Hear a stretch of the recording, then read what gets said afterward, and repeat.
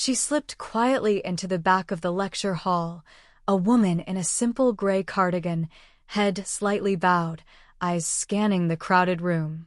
At first glance, Sarah Mitchell didn't belong among the elite minds of Texas State University's Mathematics Symposium. But what unfolded that day would become legend. At the front, Professor Richard Harrington stood with practiced authority. His silver beard, tailored blue suit, and sharp gaze commanded silence. Renowned for his brilliance and infamous for belittling those he deemed beneath him, he opened the symposium with gravitas. Today, we'll explore the Riemann hypothesis and its implications for quantum computing, he declared. Sarah listened intently, notebook open. At 37, she stood out among the young, eager graduate students.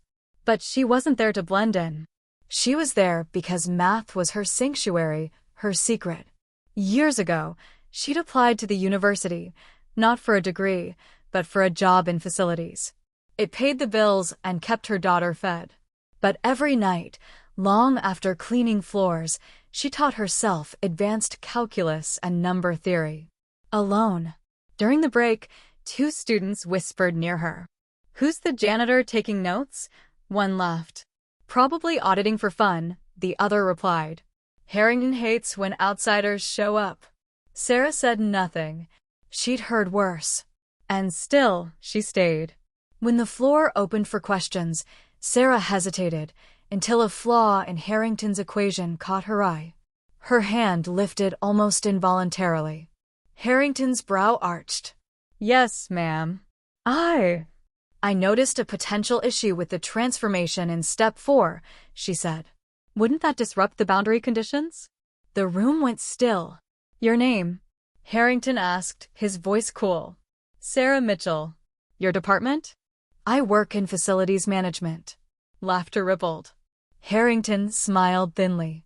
Facilities. And you believe you found an error? She flushed. Not an error. Just a complication. Perhaps, he said mockingly, you'd like to demonstrate your insight? He gestured to the chalkboard. A trap. A public humiliation. But Sarah stood. Pride outweighed fear. She walked to the front, took the chalk, and faced an advanced multivariable equation. The room buzzed with condescension. She heard a whisper. This is painful. Then she began to write. At first, her hand trembled. But the moment she made the first mark, she entered a different world. Numbers flowed like music, fluid, certain. Her nervousness dissolved into silence. 2 minutes later, she stepped back. Harrington stared at the board. No error. Just brilliance. Correct, he admitted, reluctantly. Though basic. He erased the board and posed a more complex challenge, an unpublished problem from his research. If you'd prefer to return to your seat, he said. Sarah took the chalk again. This time, the equation was unfamiliar, dense with advanced notation. She froze. Doubt crept in. Then a memory surfaced, an article she'd read during lunch on a library computer. A breakthrough in quantum encryption. She began again, slow but deliberate. Whispers died down. Professor Elizabeth Chin of MIT leaned forward, watching with growing awe. Halfway through, Sarah hit a wall until, suddenly, she saw it. A pattern. A transformation no one else had considered. Her chalk flew across the board. She wasn't solving the equation.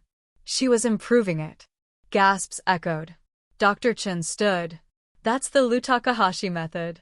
It was published last month. How could you possibly know it? Sarah paused. I didn't know the name.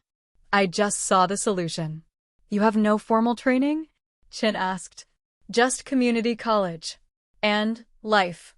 The hall fell silent. Sarah spoke again. I had a daughter young. Her father left. I needed health insurance. So I cleaned floors and studied when I could. Math made sense when nothing else did. A student in the 3rd row stood. That was the most amazing thing I've ever seen. Applause broke out. It swelled full, thunderous. Sarah stood stunned, chalk dust on her fingers, no longer invisible. Dr. Chin approached.